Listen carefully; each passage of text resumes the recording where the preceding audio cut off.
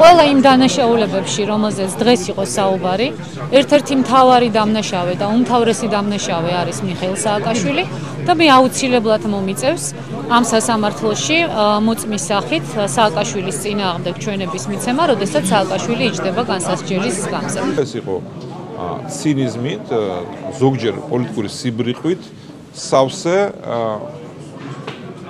როგორ გითხრათ, პოლიტიკური ლექცია ადამიანის, რომელიც ღიად შეეკრა საქართველოს მტრებს. ყველა მისი ნაბიჯით იყო მომართული ძალადობისკენ და სისხლისღვრისკენ 2011 წლის 26 მაისს და რომელმაც